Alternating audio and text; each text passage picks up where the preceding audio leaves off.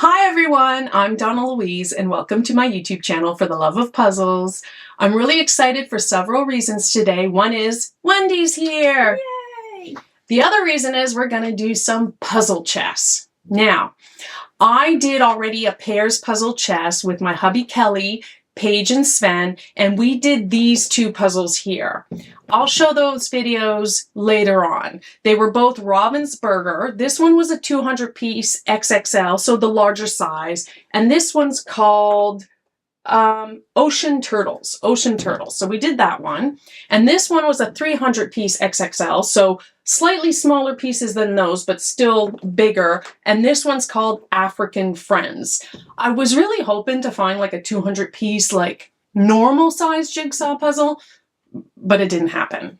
Now, Wendy and I, we are going to puzzle chess this one here from Clementoni, 250 pieces, and I couldn't actually find the name of this puzzle anywhere. It just, well, maybe it's this on the top here, Exploring Maps.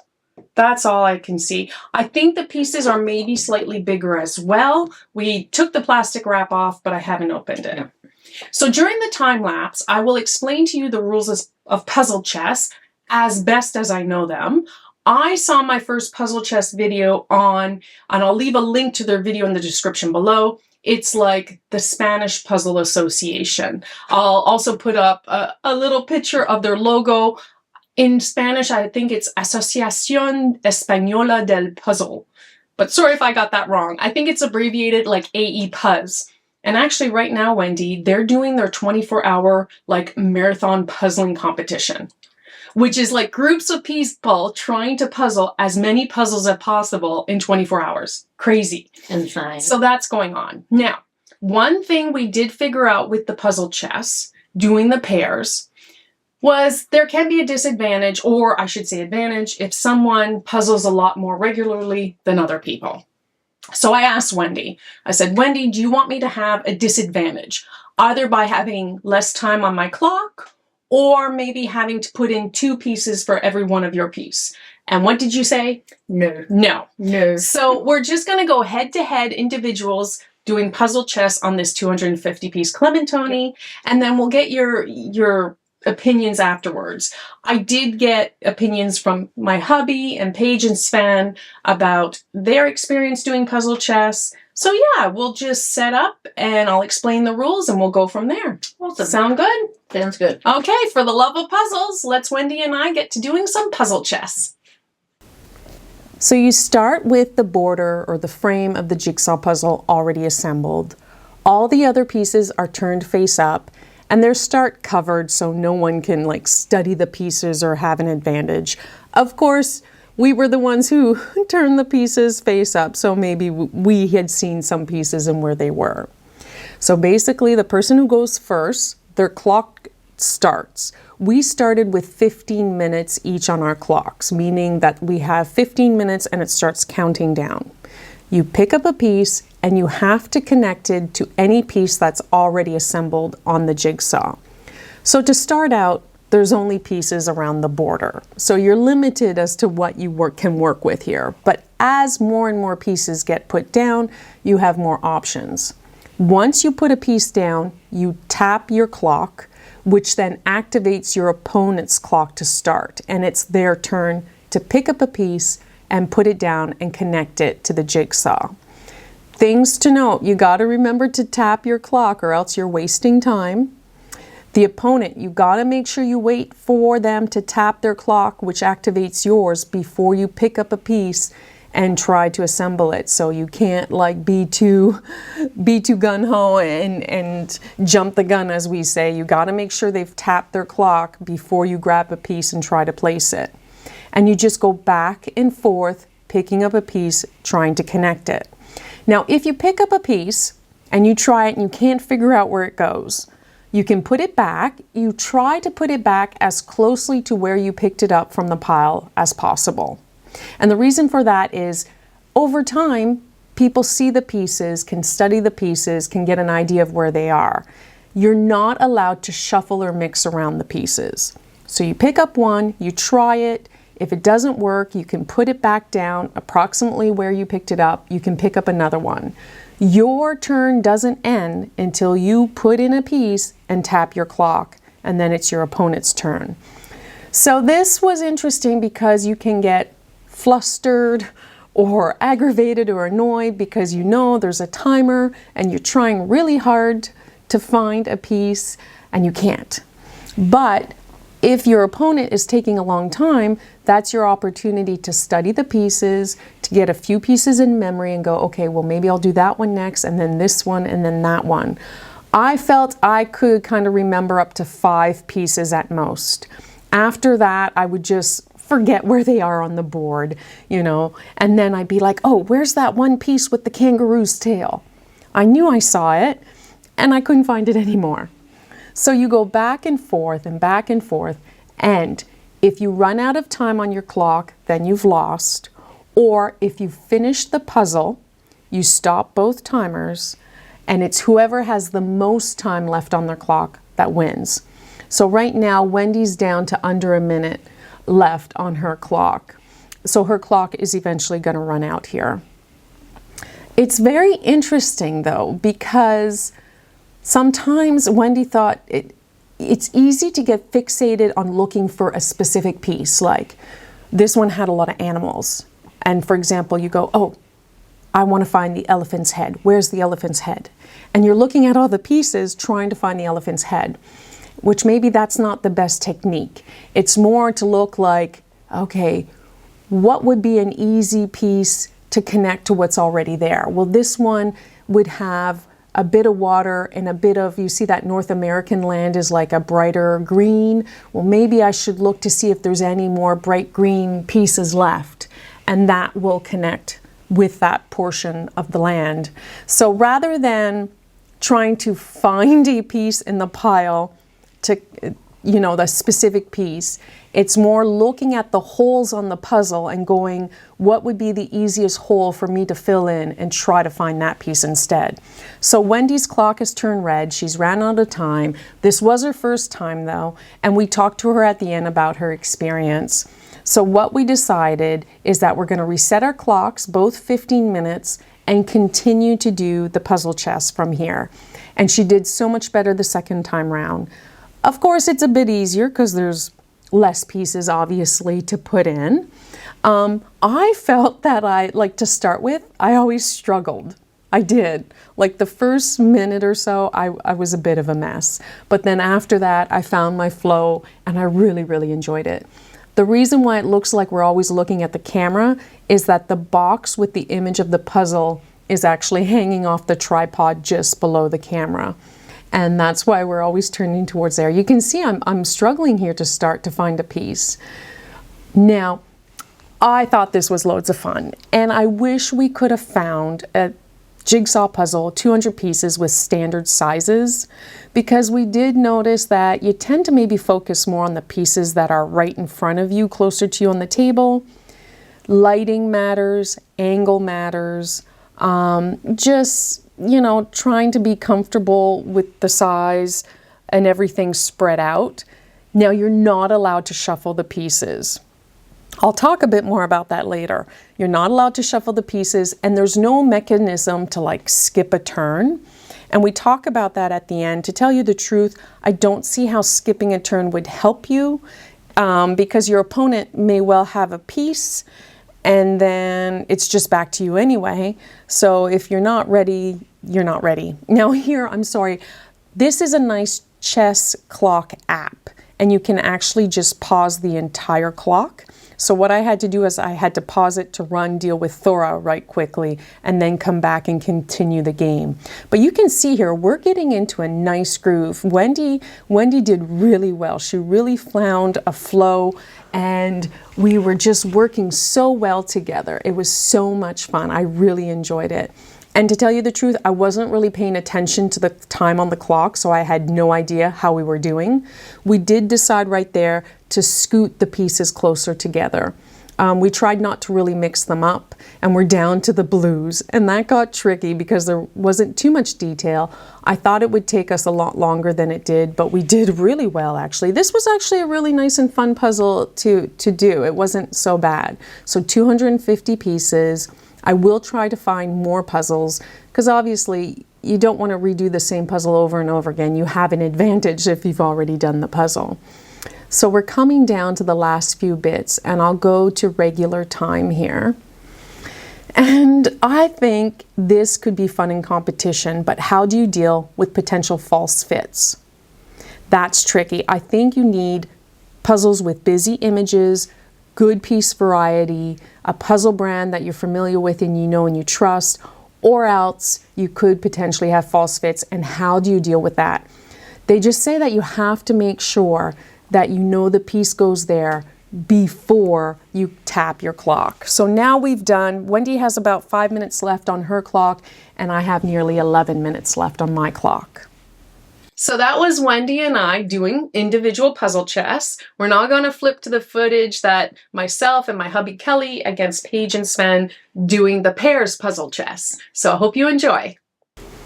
So for the pairs, it's the same concept. We start with the puzzle frame already assembled. All the pieces are turned up on the table, and then we have our chess clock.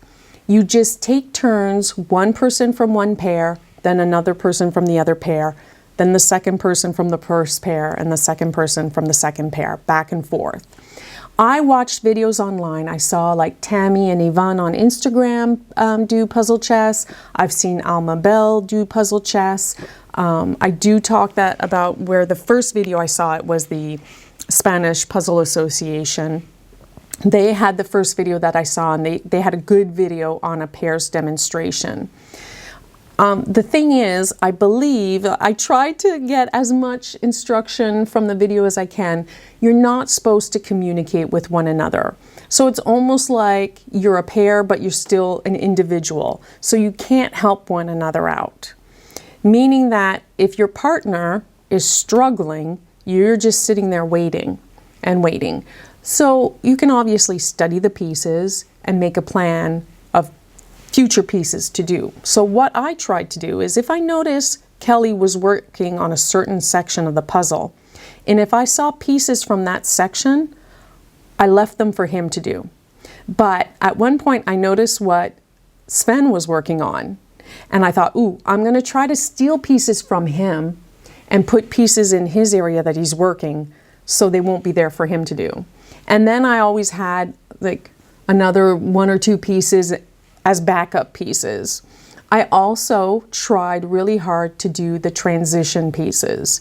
You know, I always talk about transition pieces where there's a clear distinction of two colors, two textures, but you're limited here because you may find a piece and know where it goes, but unless it's connecting to a piece that's already on the puzzle, you can't put it down. So this was interesting. Now, I thought Kelly and Sven would be okay in position where they are because they had the longer arms, but it was actually quite difficult for them because they were sitting so far away from the pieces. Afterwards, Kelly told me, you know, with the lighting and the reflection on the pieces, even though they weren't super glossy or anything, and just being at such a distance, that it was tricky to have a good look and a good view of all the pieces. So that's something to consider too. And once again, I wish I could have found what I'll say is a standard size jigsaw puzzle with standard size pieces. I think that would have been fun. Although I did enjoy the larger pieces, and maybe it's just because like Kelly does not puzzle as much as I do, and I was sitting right next to the pieces as well. We also had the box sitting on the tripod just below the camera. I do realize, I'm sorry here, the puzzle clock app, the background was reddish. That's why I changed it to a blue when I did it with Wendy, so it was a bit more visible. But you can see how we're just going back and forth, taking turns, one partner at a time, assembling pieces. It's always slow going at the start, but then we were doing really well, and this was a good challenge. I really enjoyed it, but I will admit I did get frustrated if I felt Kelly was taking too long to put in a piece, just because I puzzle a lot more and I had 2-3 pieces lined up that I wanted to place and I couldn't help him. So I don't know about this whole pair concept because there was no mechanism to pass your turn to your partner. So say if Kelly was really stuck, you know, if there was some way of him going, well, I'm going to pass it to Donnalouise and we'll take a 5-second, 10-second penalty at the end, or something like that. If you had little chits, like 2 or 3 chits, you could cash in to pass it to your partner if you really got stuck. Although your partner may not necessarily have a move because you can't talk to one another, so you're not communicating. So here you see that Sven and Paige have just nearly 5 seconds left on their clock. We still have a few minutes. I can't quite make it out, maybe 3 some odd minutes left. So their clock is going to run out. And what we decided is that once their clock ran out, we just finished assembling the puzzle, taking turns putting in pieces back and forth. Yeah, we're at 3 minutes, 31 seconds. And I do believe, yeah, their clock runs out. So that's how the pairs works. What do you think? Should there be a mechanism to pass your turn to your partner if you get stuck? And perhaps you have so many passes, which could be in the form of little chits, and you just put them in the center of the table or near the clock once you want to use them and put them in. So now we actually did a 300-piece jigsaw puzzle, again as pairs, same idea, but I've skipped ahead here in the process. And what happened was Kelly got stuck. He was tired. He had played like 5 hours of Warhammer already during the day. He was leaning over trying to see the pieces. He just couldn't find anything. It just wasn't happening. And so because there's no mechanism for him to pass the turn to me, I think after he ate up like maybe 3 minutes or so on the clock, I just said to everyone, I said, do we want to just play as pairs where as a pair we put in a piece? And they were like, yeah, let's just go ahead. So basically I said, Kel, whenever you find a piece, let me know. I'll just play our turn. So you'll see there's no order here. Sometimes Sven puts in a piece one after another, sometimes Paige. They were alternating back and forth quite a bit. Kelly took a little break for a while, and then eventually he'd say, oh, I got a piece. And I'd be like, okay, put it in. And that really helped. After the fact, Paige actually said she preferred when they could chat and play as an actual pair and discuss and help one another out. Because you're just kind of sitting there being really quiet and not saying anything. We also did move the pieces when it got down to less pieces all together, so they were maybe easier to see.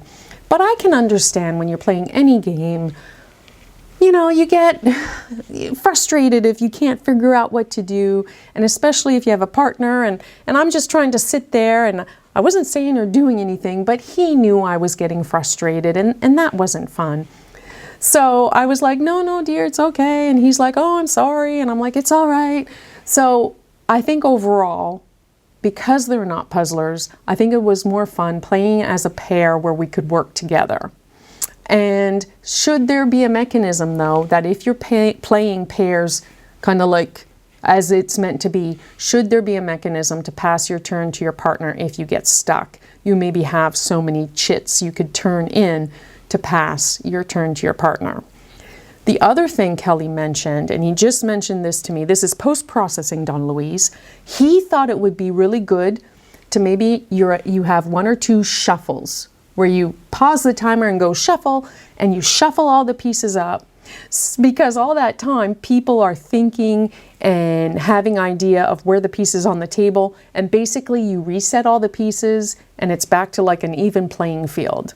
So maybe even for an individual you could have that. Even for pairs, you have 1 or 2 shuffle options, and if you use them, great, and you just shuffle the pieces up. And so if someone had 4 or 5 pieces lined up, they're like, ooh, where'd they all go? Oh, there you go. And it's just an idea. I thought that was a pretty good idea, though. I like the shuffle idea. I like definitely the potential to pass your turn to your partner if you can. But then again, that really depends on the level of puzzlers you're playing with. I just wanted everyone to have fun. So you see, in the end, Sven and Paige's clock did run out of time, and we had nearly 7 minutes left. But I think we really did enjoy playing as pairs where we could chat and discuss and just take our turn. And once their clock ran out, we just finished the puzzle and found pieces and just put it all together. Yeah, but it was lots of fun. We learned a lot. I do think there's potential for house rules. I do think if you're playing with people who don't puzzle as much, you have to be a bit more lenient with the rules to have fun. And with anything, it's very image dependent and how much you puzzle. And you want to make sure, though, we were lucky, we didn't have any false fits in any of our images. But that's my main question. How will they deal with false fits? How you deal with false fits? Should you have an opportunity to pass to your partner? Or should you play pairs where you're working together? Should there be a shuffle mechanism? And I just want to thank Wendy, Sven, Paige, and Kelly for puzzle chessing with me. Is that how you say it? Chess puzzling with me? Oh my goodness, all these words. It was lots of fun, and I'm so glad they were able to do this with me, and I can't wait to do more. So we just did our puzzle chess. Again, 250 piece, Clementoni, exploring maps. Wendy, what are your initial thoughts? It was enjoyable. Yeah. Like to start with, just trying to get into a rhythm and concentrate on finding pieces. Yeah.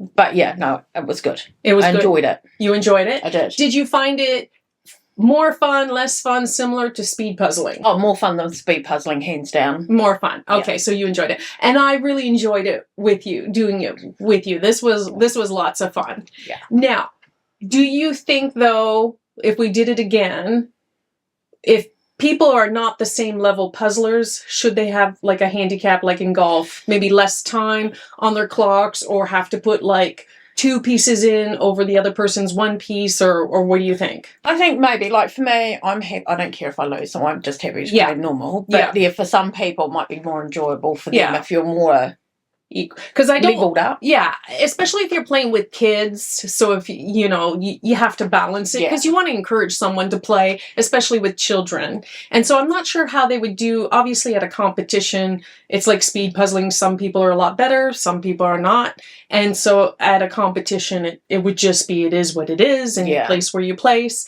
But to practice, though. Yeah, I think like for you, if you're practicing against Kelly or whoever, because they don't puzzle at all, maybe 5 pieces for you to 1 piece for them. 5 pieces? Oh goodness. Okay, I never get it done.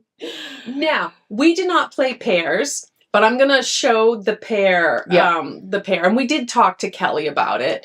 And basically, with the pairs, especially if you're not on an even playing field, they really preferred it when they could discuss and work as a pair, as a team, to put in the pieces, because it did get frustrating when one pair was just sitting there waiting for the other one to take their turn. And there's no mechanism to pass your turn. Do you think there should be a mechanism in individuals to pass your turn? Would that really help, though? No. I don't think so, because the other person may quickly have a piece, and if they put it in, it's right back to you. Yeah, no, I don't think a pass would work at all. No. Do you think it would work with a pair? I don't know. No. The pairs, obviously, if it's a pair of 2 puzzlers, that would work better. But if you're just friends playing and people that don't puzzle a lot, I think you should work as a pair together to put the pieces in. So, I mean, you can amend the rules as necessary to work with the people who are puzzling, so everybody has fun. But I do understand in a competition, it's a bit different. Oh, yeah, competition, you've got to follow the rules. Yeah, follow the rules and whatnot. But at home, you just have fun with it. Yeah, I had so much fun. I really enjoyed it. It was fun. It was something different. And this was a lot trickier of an image, but at the end, we did really well with those blue pieces. Yeah. We thought they were going to be absolute. Yeah. And do you want to try? You grab one corner, I grab one corner. Oh, that's not bad. Yeah, okay. Oh, okay. I didn't even try to smush it down beforehand. But no, this was a nice quality Clementoni kids puzzle. That was me. I got too excited by hanging that puzzle. You did really well. Thank you so much for puzzling with me. You're welcome. I really appreciate it. Now, I do have some news. Wendy has been doing 500-piece Ravensburger puzzles at home. Not really speed puzzling them. No, but trying to do them like in one sitting, like just sitting down and puzzling. Yeah. And you've been timing yourself. I have. And you're doing quite well. I think your fastest time is around the 2-hour, 30-minute mark. Yep. Yeah. And that gives you even like some people go, oh, I never time myself. Some people like to time themselves just to have a benchmark, even if they're not speed puzzling, just for fun. Just for an idea. Yeah, just for an idea. So yeah, but again, Wendy, thank you so much. This was lots of fun. So you would do this again with me? I'd do this again with you. Maybe not that image. But. No, we'd have to do different images.